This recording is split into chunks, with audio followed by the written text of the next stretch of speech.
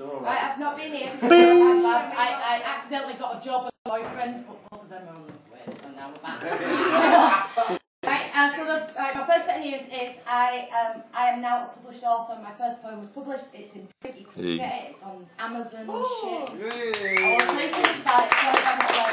But the poem was called Alice in Cyberland, and it's the first poem that I ever recited to you, and I was all scared and I had to sit down and things were bad. But now I've come back and all full of confidence. So I'm reading Alice in Cyberland for you. This is the poem that is to be published. Guess what everyone's getting for Christmas? Socks. Yeah. Just a book for every other poem blacked out, you know. Cyberland. There's a strange-looking place through the oddest of mirrors that reflects what you wanted to see. With a keyboard, a mouse, and a magic called Wi-Fi transports you to worlds just beyond your PC. As you whiz through the exit from your world to their world, a click of a button goodbye to your home. A bite of a cake. As you grow smaller, the name is in icing and reads Google Chrome. Through a tunnel called ether, a fibre called optic, you chase a white rabbit through locked and fired wall. When all of a sudden you feel microscopic, a technical caterpillar answers your call. While smoking a hooker, he sits on a mushroom and hands you a piece you should really eat later. When you take a bite, a most curious transfer, unzipped from an archive, now more complex data. Now in your true glory, full high definition, you find yourself drinking a mad hacker's tea. There's a small little dormouse asleep in a teapot, announces to 1080p. Somewhere behind you, the march of the emails, read and unread, they prepare the Queen's game. With a click accidentally, you enter. She looks at you sternly enough. A flamingo in her new opponent. A digital hedgehog becomes a new ball. The rat says, you better not beat her. If you get her angry, she may uninstall.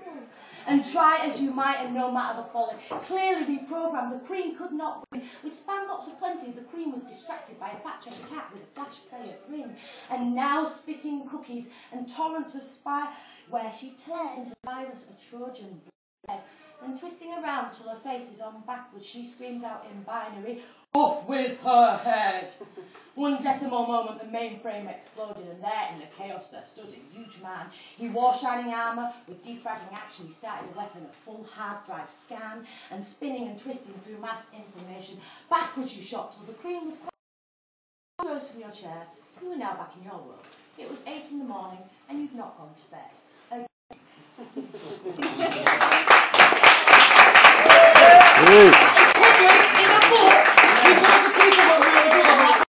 Snipper Snapper, so indulge in your childhood fears and enjoy it just for a moment. Yeah? I heard something move from under my bed. It was late and it could have been just in my head. Snipper snap went this new and quite terrible noise. Perhaps it was the unwinding of toys. It finally stopped and the noise went away. I cleared all the toys out the very next day. But later that night, I lay down to rest. I heard it again, my heart thumped in my chest. The snap went the noise and it filled me with doom. I looked over the edge and peered into the gloom. And when eyes adjusted so I could then see, eyes staring right at me. I quickly recalled with such fear and such. I covered my ears and I closed my eyes tight. It sounded like something was gnashing it. And then came the silence, much to my relief. After a while, when I finally drifted, snip snap went the noise and the whole bed then lifted. On Friday, I stayed up a little too late. As I climbed up them stairs, I was barely awake. As I fumbled around by the light of the moon that made strange new shadows dance wild round the room, I knew then that something was simply not right. As I flicked up and down on my bedroom's dead light, softly I crept. When the door shut behind me, my knees went quite weak. Snipper snap went the noise. Shush, Jackie. This time, not from my bed. No, this time it came from behind me instead. And all of the colour in my skin drained real. My head felt so dizzy, my stomach felt sick. I was 15 years old. And you might find this funny as I opened my mouth and I called for my mummy. And as I screamed out at the top of my lungs, something reached out, and snipped off the end of my tongue. Snipper snap went the noise as I gurgled on wood and my tongue hit the floor with a wet, slimy cold.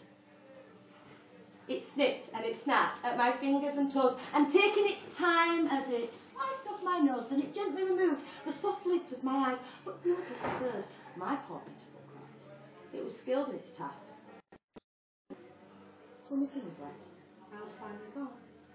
My parents for me day after day. There wasn't a reason why I'd run away, but they just couldn't bear to think I was gone.